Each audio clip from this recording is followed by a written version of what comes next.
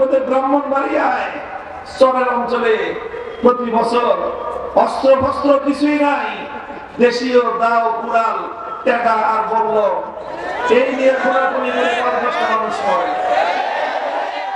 আপনাদের এই মানুষগুলোর হাতে যদি AK-47 থাকতো কি করতেন আপনারা বলেন? অথচ সেই দেশে লক্ষ লক্ষ মানুষের কাছে সে উন্নত অস্ত্র। এই 100 বছর মুসলমানদের দুর্ভাগ্যের সময় ছিল। এই 100 বছর মুসলমানরা সারা দুনিয়া জুড়ে নিপীড়িত, অপদস্থ, লাঞ্ছিত হওয়ার সময় ছিল। তবে আলহামদুলিল্লাহ এখন পূর্ব দিগন্তে নতুন সূর্য উদিত হয়েছে। এই সূর্যোদয় মুসলমানদের পতনের দিন, মুসলমানদের পতনের দিন সমাপ্ত করে নতুন করে বিশ্বজুড়ে মুসলমানদের বিজয়ের বার্তা প্রদান করছে।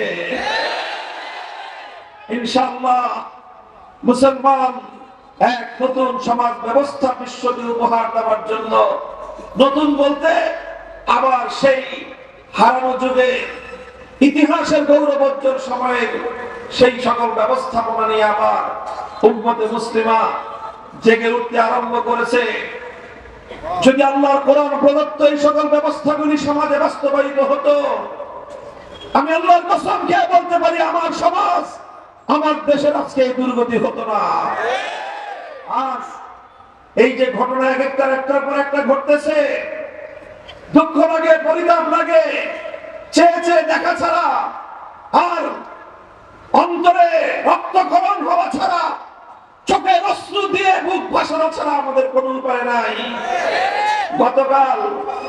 গতকাল বাংলাদেশে রাজধানী ঢাকায় দিনের দুপুর 2টা বেলায়, আমরা বলি দিনে দুপুরে, ঠিক দিনে দুপুর বেলাতেই সোয়া 2টার সময় রাজধানী ঢাকায় শরীফ ওসমান হাদি নামে বাংলাদেশের এক তরুণ, এক উদ্যমী, প্রাণোচ্ছল এক যুবক, যে উচ্চ কণ্ঠে জাতির মুক্তির কথা বলে, যে মুসলমানদের উপর অন্যায় এবং অবিচার, বেইনসাফির বিরুদ্ধে কথা বলতো, তাকে দিনে দুপুরে গুলি করে হত্যা করার পায়তারা চালানো হয়েছে। এরকম ঘটনা একটার পর একটা ঘটতেছে, কিন্তু প্রতিকারের কোনো ব্যবস্থা নাই।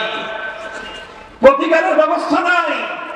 একজনের পর একজন গুলি করে হত্যা করবে, টার্গেট করে কিলিং করবে, কিন্তু এই সমাজ, এই রাষ্ট্র, এই সরকার ব্যবস্থা এই সকল হত্যাকারীদের হাত থেকে দেশের সাধারণ মানুষের জানমালের নিরাপত্তা দেওয়ার কোনো ব্যবস্থাই করতে পারতেছে না। কারণ কি? কারণ একটাই, এই সমাজ ব্যবস্থা গুণে ধরা সমাজ ব্যবস্থা, এই রাষ্ট্র ব্যবস্থা গুণে ধরা রাষ্ট্র ব্যবস্থা, এই বিচার ব্যবস্থা গুণে ধরা বিচার ব্যবস্থা, এই শাসন ব্যবস্থা গুণে ধরা শাসন ব্যবস্থা, এই শাসন, এই বিচার, এই রাষ্ট্র ব্যবস্থা গুণে ধরা এই ব্যবস্থাকে ভিন্ন জুড়ে চুরমার করে দাও। আর করণের শাসন ব্যবস্থা তৈরি হবে।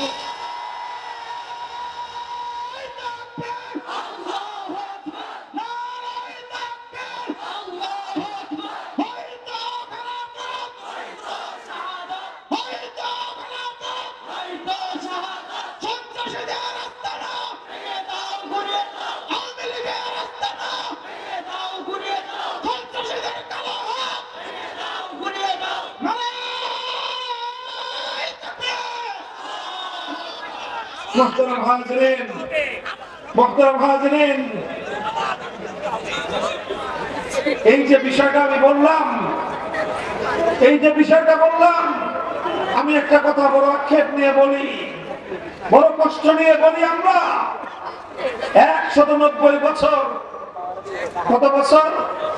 1757 সাল থেকে 1947 সাল, 190 বছর পর্যন্ত আমাদের পূর্বপুরুষরা লড়াই করেছে মুক্তির জন্য, স্বাধীনতার জন্য, আজাদির জন্য। ইংরেজ বেনিয়াদের বিরুদ্ধে, ব্রিটিশদের বিরুদ্ধে লড়াই করেছে, আমরা স্বাধীনতা লাভ করেছি। 24 বছর লড়াই করেছে পশ্চিম পাকিস্তানি খান পাঠানদের বিরুদ্ধে, যুদ্ধে জয় অর্জন করেছি। এরপরে আরো 55 বছর স্বদেশী শাসকদের দ্বারা এই দেশের মানুষ নিপীড়নের শিকার হয়েছে, বৈষম্যের শিকার হয়েছে, অন্যায়ের শিকার হয়েছে। আজও পর্যন্ত প্রতিবিধানের কোনো ব্যবস্থা নাই। 270 বছর চলছে, 270 বছর চলছে বঞ্চনার, 270 বছর চলছে অন্যায় অবিচারের, 270 বছর চলছে বৈষম্য এবং জুলুমতন্ত্রের। মুক্তির ব্যবস্থা নাই। আমরা স্বাধীনতার গান গাই, আমরা স্বাধীনতা নিয়ে গর্ব করি। হ্যাঁ, স্বাধীনতা আমরা পেয়েছি, পতাকার স্বাধীনতা পেয়েছি, মানচিত্রের স্বাধীনতা পেয়েছি। একটা মানচিত্র পেয়েছি, যে মানচিত্রটা স্বাধীন। আরেকটা পতাকা পেয়েছি, যে পতাকাটা স্বাধীন। স্বাধীন মানচিত্র হয়েছে, পতাকা স্বাধীন হয়েছে, এই জাতি আজও স্বাধীন হয় না। বলবেন জাতি স্বাধীন হয় নাই কেন? বলবো জাতি স্বাধীন হবে কিভাবে? এই জাতির বিচার ব্যবস্থা, আদালতে যান, সেই লোয়ার কোর্ট থেকে নিয়ে হাইকোর্ট পর্যন্ত প্রতিটি বিচারালয় সেই পরিচালিত হয় এখনো যে আইনের দ্বারা ব্রিটিশ প্রবর্তিত গোলামীর বিচার ব্যবস্থা দিয়ে তোমার আদালত পরিচালিত হয়। পার্লামেন্ট থেকে নিয়ে শুরু করে সচিবালয় পর্যন্ত গোটা প্রশাসন যন্ত্র পরিচালিত হয় ব্রিটিশ প্রবর্তিত গোলামীর শাসন ব্যবস্থার দ্বারা। তোমার শিক্ষা ব্যবস্থা স্কুল থেকে নিয়ে ইউনিভার্সিটি পর্যন্ত গোটা দেশের জাতীয় শিক্ষা ব্যবস্থা পরিচালিত হয় সেই ব্রিটিশ প্রবর্তিত শিক্ষা ব্যবস্থার আলোকে। অর্থ ব্যবস্থা পরিচালিত হয় পশ্চিমা ইহুদি খ্রিস্টানদের বানানো পুঁজিবাদী অর্থ ব্যবস্থার মাধ্যমে। এই জাতি, যেই দেশের যে জাতির বিচার ব্যবস্থা পরিচালিত হয় গোলামীর আইনের দ্বারা, যে জাতির শাসন ব্যবস্থা পরিচালিত হয় গোলামীর শাসন ব্যবস্থার দ্বারা, যে জাতির শিক্ষা কার্যক্রম পরিচালিত হয় গোলামীর শিক্ষা ব্যবস্থার দ্বারা, যে জাতির অর্থনীতি পরিচালিত হয় গোলামীর অর্থ ব্যবস্থা দ্বারা, সেই জাতি স্বাধীনতার দাবি করতে পারে কিন্তু প্রকৃত স্বাধীন হতে পারে না। এই জন্য আমরা জাতিকে সোচ্চার করতে চাই, সচেতন করতে চাই। এক পয়গাম গোটা বাংলার প্রতিটি প্রত্যন্ত অঞ্চলে আজ এই পয়গাম আমরা ছড়িয়ে দিতে এসেছি। হে আমার জাতি, ওঠো, জাগো, হাত মুষ্টিবদ্ধ করো, জাগরণের আওয়াজ তোলো, গোলামীর সকল জিন্দির ছিন্ন করে মুক্ত এবং স্বাধীন শাসনের বিচার ব্যবস্থা কায়েম করতে চায়।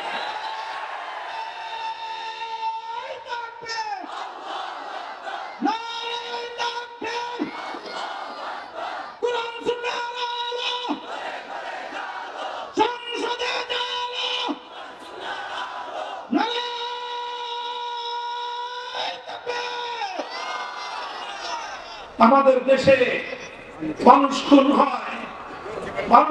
হয়, মানুষের অধিকার আরেকজন কেড়ে নেয়, দুর্বলের অধিকার সবল কেড়ে নেয়, গরিবের অধিকার বড়লোক কেড়ে নেয়, পথ হারাম, রাস্তার ফকির, টোকাই অথবা দরিদ্র, হত দরিদ্রের অধিকার কেড়ে নেয় শিল্পপতি। তার কাছ থেকে, শক্তিমানের কাছ থেকে দুর্বলের অধিকার আদায় করে দেওয়ার মতো কোনো বিচার ব্যবস্থা নাই।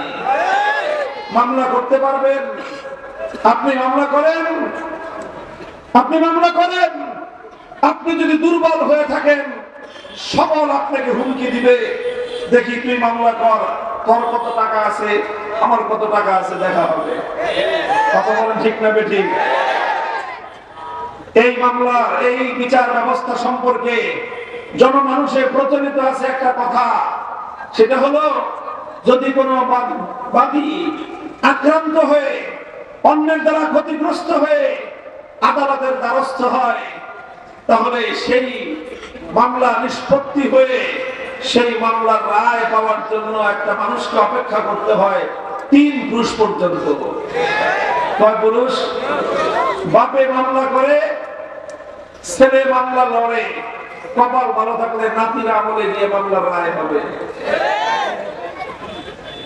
এই হলো বাংলার বিচার ব্যবস্থা। আমরা দায়িত্ব নিয়ে বলছি, আল কোরআনের বিচার ব্যবস্থা কায়েম করো। 3 প্রজন্ম নয়, 3 সপ্তাহের মধ্যে দেশের প্রতিটি মামলা নিষ্পত্তি করা হবে।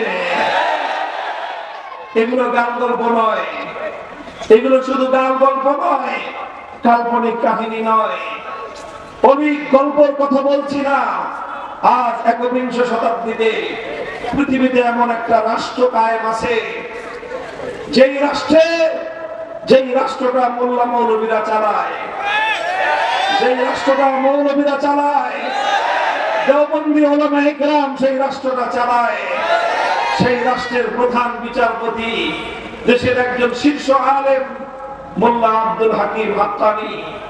সেই প্রধান বিচারপতির সাথে আমরা বৈঠক করে জিজ্ঞাসা করেছিলাম, তোমাদের দেশে মানুষের হাতে তো অস্ত্রের অভাব নাই, লক্ষ লক্ষ মানুষের কাছে অত্যাধুনিক অস্ত্র। আমার বাংলাদেশের মতো কাটা রাইফেল আর এই বন্দুক না, বরং শক্তিমান AK-47 সহ বড় বড় এবং ভারী ভারী অস্ত্র এক একজন ব্যক্তির হাতে আছে, যেই সকল অস্ত্র দিয়ে তারা পৃথিবীর সুপার পাওয়ার আমেরিকাকে তারা নাকানি চুবানি খাওয়াই দিয়েছে। এত মানুষের কাছে অস্ত্র, কিন্তু দেশে কোনো খুনাখুনি নাই, ডাকাতি নাই, রাহাজানি নাই, ছিনতাই নাই, চাঁদাবাজি নাই। কোন গ্রুপে গ্রুপে মারামারি গ্রুপিং করে লাশ পড়ে না। আপনাদের দেশে এইরকম শান্তি আর নিরাপত্তা কেমনে কায়েম করলেন? অথচ মানুষের মধ্যে অভাব আছে, অনটন আছে, দারিদ্র্যের কষাঘাতে এখনো সেই দেশ জর্জরিত। সেই দেশের মানুষের হাতে হাতে অস্ত্রের ঝনঝনানি আছে, কিন্তু সেই অস্ত্রের কোনো অপপ্রয়োগ